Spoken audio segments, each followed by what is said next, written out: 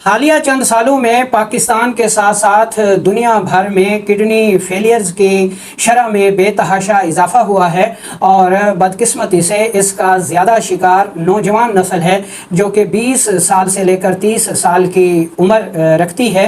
آج کی اس ویڈیو میں ہم گردوں کے فیل ہونے کے اسباب، ان کی علامات کا جائزہ لیں گے اور آخر میں آپ کو ایک بہترین ہربل ریمیڈی بھی بتائیں گے جو کہ نہ صرف کڈنی فیلئر سے بچاتی ہے بلکہ فیل کڈنیز کا بھی بہترین علاج ہے، اور اس کے ساتھ ساتھ اس صورت میں بھی بہت مفید ہے جبکہ بات ڈائلسس پر پہنچ چکی ہو۔ السلام علیکم ورحمۃ اللہ وبرکاتہ۔ میں ہوں آپ کا میزبان حکیم لیاقت علی کھچی اور آپ دیکھ رہے ہیں اپنا یوٹیوب چینل حکیم لیاقت بھائی، اور آج کی اس ویڈیو میں ہمارا موضوع رہے گا گردے کیوں فیل ہوتے ہیں۔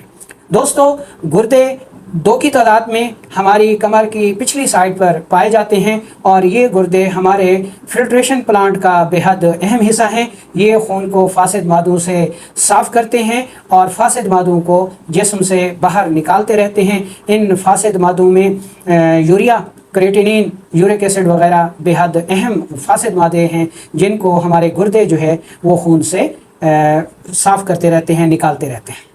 اگر گردوں کے فیل ہونے کے اسباب کا جائزہ لیا جائے تو دنیا بھر میں، پاکستان کے ساتھ ساتھ دنیا بھر میں 50% گردوں کے فیل ہونے کے جو اسباب ہیں وہ اس کا سبب شوگر اور شوگر کا غلط علاج اور شوگر کی ادویات ہیں، اور باقی 25% میں گردوں کی پتھری، گیس، قبض، اور اس کے علاوہ جسم میں انتہائی خشکی، انتہائی گرمی، گردوں کی ورم، سوزش، جگر اور گردوں کی سوزش، رحم کی سوزش، یہ اسباب ہیں اس میں آ جایا کرتے ہیں۔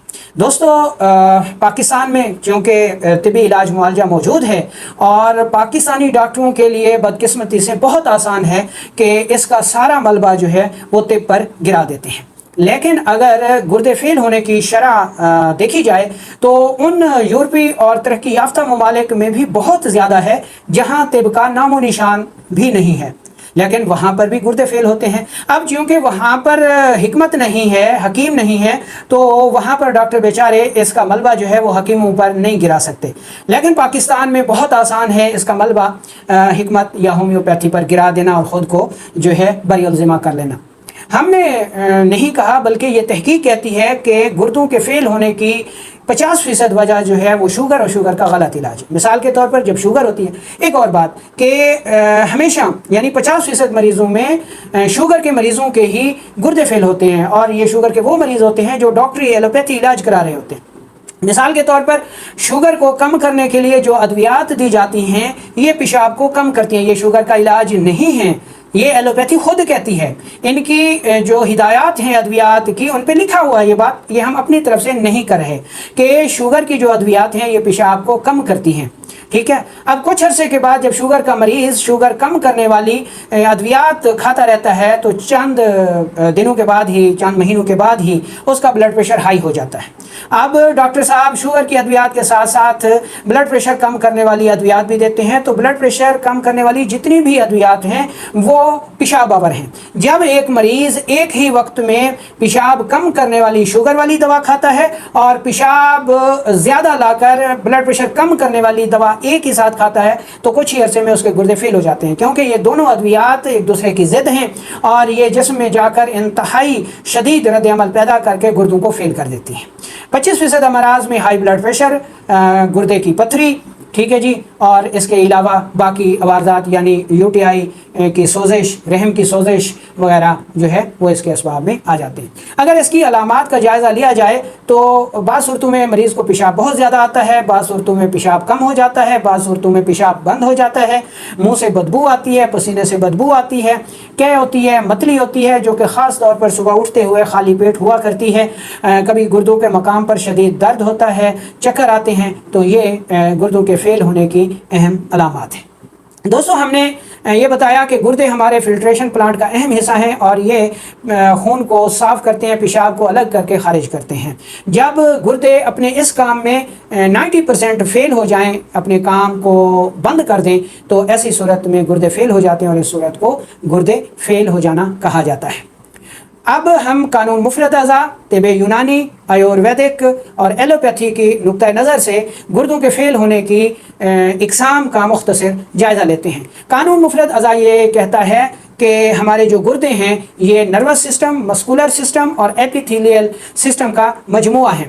اس میں جو نروس سسٹم ہے یہ پیشاب خارج کرنے کا احساس پیدا کرتا ہے، اور اس میں جو ہمارا مسکولر سسٹم ہے یہ پیشاب کو پیدا کرتا ہے، اور اس میں ہمارا جو ایپیتھیلیل سسٹم ہے یہ پیشاب کو روکتا ہے، اس کو صاف کرتا ہے، خون سے الگ کرتا ہے، اور پھر جب وہ یہ کام کر لیتا ہے تو ہمارے اعصاب جو ہیں، نروس سسٹم جو ہے وہ پیشاب کو خارج کرنے کا احساس پیدا کرتا ہے، اور اس طرح پیشاب خارج ہو جاتا ہے۔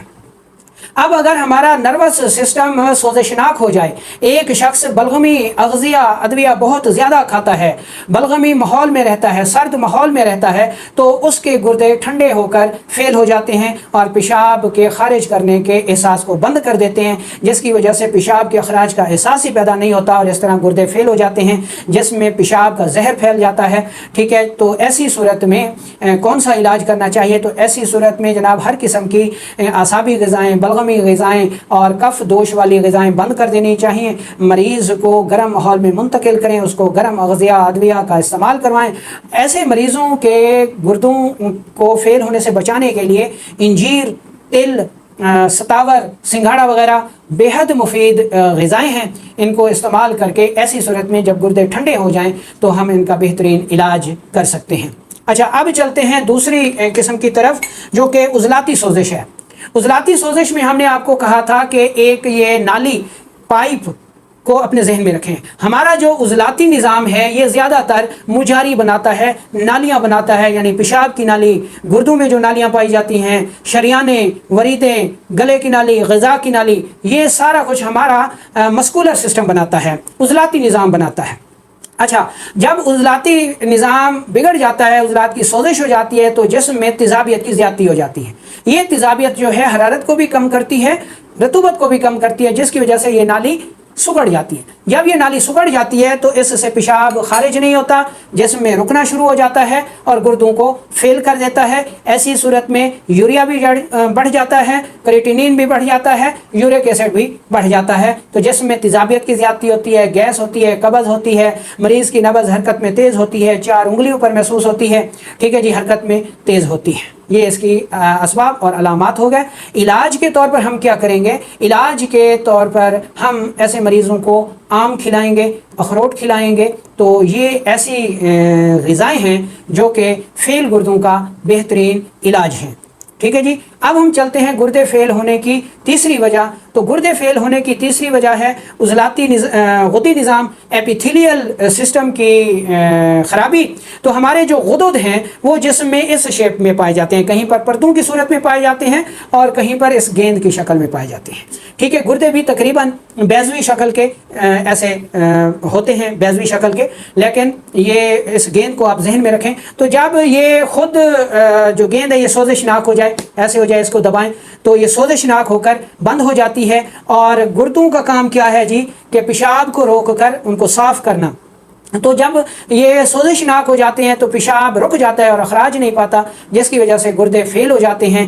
مریض کو پیشاب قطرہ قطرہ جلن کے ساتھ زردی مائل آیا کرتا ہے۔ مریض کی نبض حرکت میں تو تیز ہوتی ہے لیکن قوام میں نرم ہوتی ہے اور دبانے سے دب جاتی ہے۔ تو یہ اس کی علامات ہو گئیں۔ اور اس قسم کے جو گردے فیل ہوتے ہیں ان میں اگر آپ یہاں پر نظر دوڑائیں تو پستہ بہترین غذا ہے۔ اس کے علاوہ املتاس کا قہوہ، گلقند وغیرہ، ٹھیک ہے جی، مکھن، دودھ، یہ ایسی غذائیں ہیں جو کہ اس قسم کے گردے فیل ہونے کا بہترین علاج ہیں۔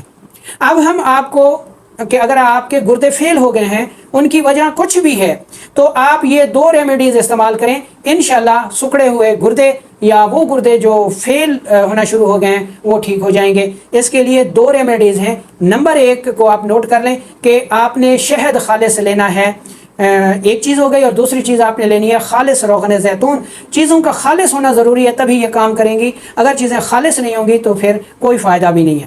آپ نے شہد اور روغن زیتون ہم وزن لینا ہے اور ان کو ملا لینا ہے، ملا کے رکھ لینا ہے۔ یہ مشروب بن گیا۔ تو 20 ml یعنی 5 چمچ چائے والے 5 چمچ جو ہے وہ آپ استعمال کر سکتے ہیں. یہ آپ صبح شام 1 کپ دودھ میں یا 1 کپ عرق گلاب میں اس کو ملا کر پی سکتے ہیں. تو انشاءاللہ کچھ ہی عرصے میں جو گردے فیل ہونا شروع ہو گئے ہیں، جو ناکارہ ہونا شروع ہو جائیں گے، وہ بالکل ٹھیک ہو جائیں گے. اور دوسری اس پہ ریمیڈی ہے کہ ٹکی املتاس آپ نے لینی ہے 5 عدد، سنا مکی 2 گرام، گل سرخ 3 گرام اور پانی 1.5 کپ. ان تینوں چیزوں کو پانی میں آپ نے اتنا ابالنا ہے کہ پانی 1 کپ رہ جائے. تو ان کو پن چھان لیں اور اس میں 1 چمچ شہد ملائیں اور یہ قہوہ صبح دوپہر شام استعمال کریں. تو یہ قہوہ سکڑے ہوئے گردوں کو ان کی اصل حالت پر لاتا ہے اور فیل ہونے سے بچاتا ہے اور فیل کڈنیز کا بہترین